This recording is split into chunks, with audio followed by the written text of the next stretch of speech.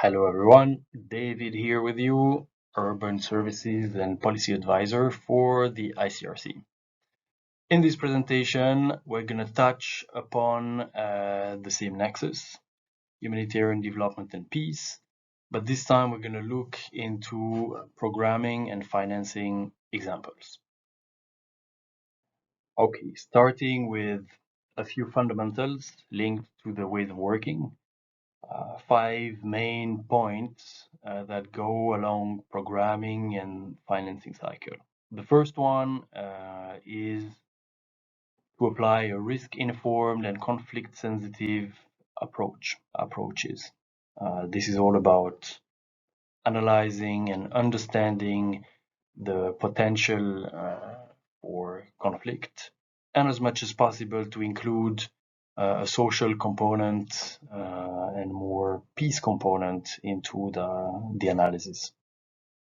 Secondly, and very important, the application of a system strengthening approach with a prioritizing of the local service providers. So really working on local resilience, working on strengthening or developing the existing and avoiding substitution that would result in lack of resilience or even create new vulnerabilities.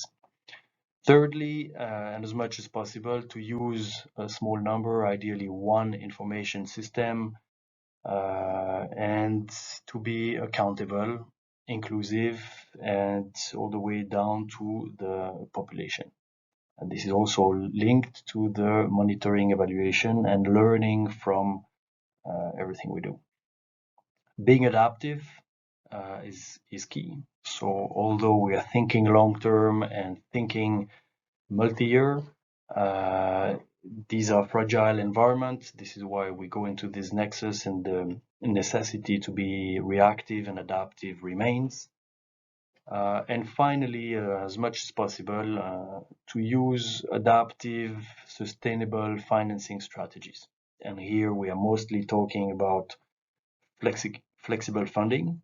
The typical cycle of humanitarian is 12 months for most of us. So one idea is to get a little bit more flexibility around this period of time and to spread the fund over a multi-year period. A first example is that of Juba, the Gumbo district, and cooperation between the ICRC and the GIZ. The Gumbo district is a poorly served part of Juba with a fast-growing population that was facing severe humanitarian conditions in terms of, in particular, access to drinking water and sanitation. Despite the fact of being in Juba, still a very fragile and unstable context. So the challenges that was in this case identified and flagged by the ICRC was the extension of some sort of infrastructure, the existing one or new one, into an entire portion of town, of a city. So a relatively large project in terms of infrastructure. On the other hand, and as you'll be familiar too, it's not just about the infrastructure, in particular in a context like that where you build something new, but it's also about the service providers finding it and building capacity to ensure sustainability of the project. In that sense, that was an entire part of the project and the proposal. What resulted of that is a very interesting and successful cooperation between the ICRC as the humanitarian partner and the GIZ on the development side that managed to bridge the gap between the two ways of thinking and working, come together on this proposal, and tap into each other's strength to make it happen. The strength of the ICRC would be typically its presence, the ability to react to crisis, certain experience in South Sudan, while the GIZ would bring the expertise for such a long-term project with so many soft components with which the ICRC is maybe a little bit less familiar.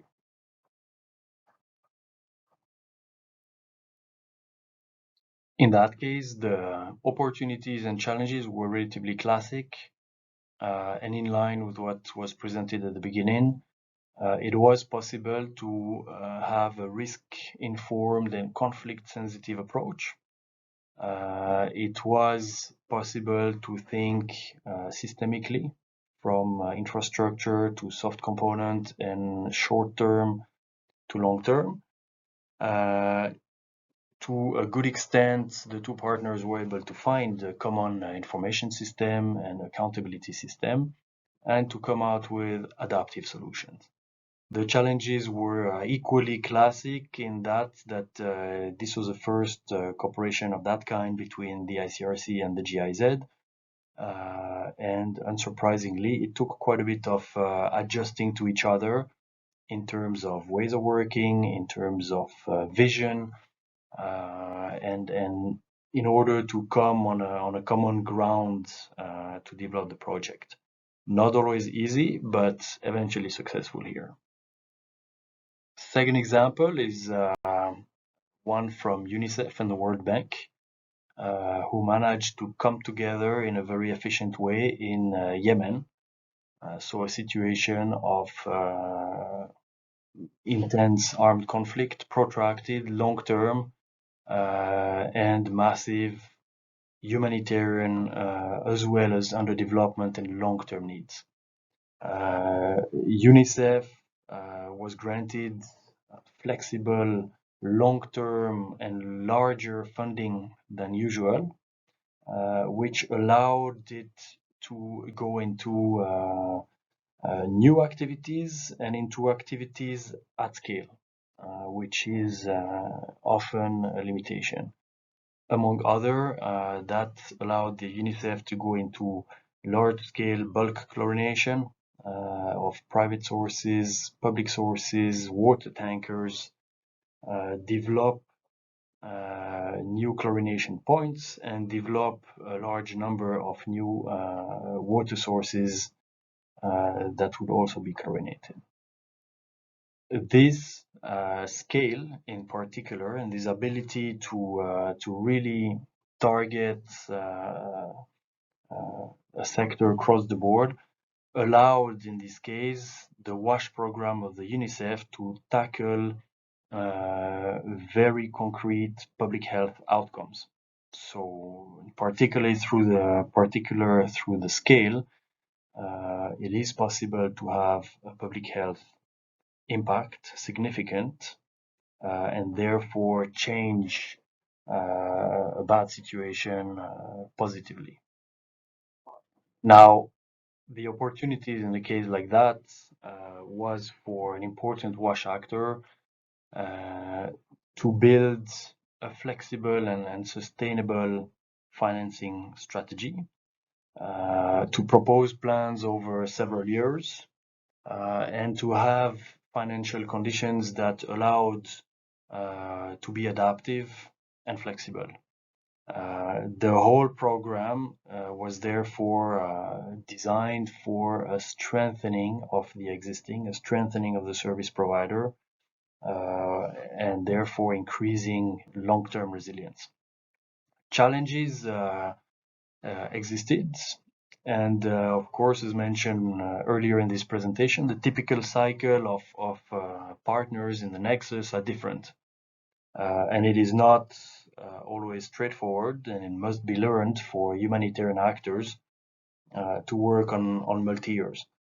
On the one hand, we gain on flexibility. On the other hand, it calls for different management practices and a different approach to a program with all the practical pitfalls that we may face as humanitarians. You may think about rapid turnover, the fact that indeed, as an institution, we think short term, yet this multi-year program has to go on and has to be steady. So far, so good, and such examples are putting us on the right track. To conclude, it's in the interest of everyone, us as the actor of humanitarian and development field, but mostly about victims of armed conflict and crisis, that we find a stronger partnership and that we really manage to tap into the strength of each field. Also seeing that in many contexts, we are already cohabitating for many years. The context where the humanitarians come in and out and developers arrived are rather rare. So stronger partnerships are a huge advantage. Durable solutions is something we need to keep in mind, in particular on the humanitarian side, and in prediction of long-term crisis. Most of the large operations that we work in are anyway evolving into long-term. So it makes sense, on top of our emergency preparedness, emergency response, to think long-term, and that is a natural link to the developers in this nexus. Finally, being outcome-oriented, what I would call personally a problem-solving approach, is key. The outcome indicates if we have impacted on the problem. The output is the way to try to achieve that. So approaching each situation with that mentality of outcome, as in the example of UNICEF in Yemen, a public health outcome with a measurable impact, ideally, is the way to go. That allows us to improve our response, and if well done, allows us to increase the impact. And with that, I will leave you with more reading in the reference section. Thank you for your attention and wish you a good continuation in your course.